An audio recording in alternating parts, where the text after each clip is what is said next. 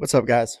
So today we're going to be ripping off some of this stuff that was left on the front from dude I sold it to. He took some stuff off, but not worried about it. Going to put a new motor in this thing. So let's get to stripping this thing.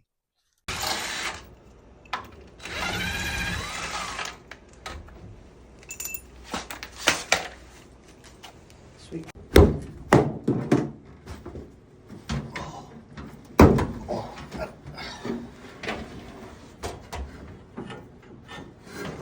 Naked.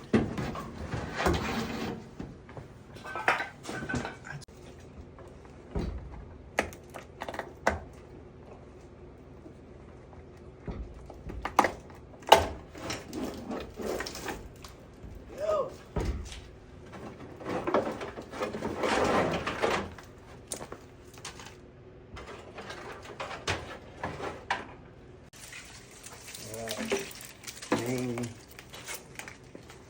Main wire right there.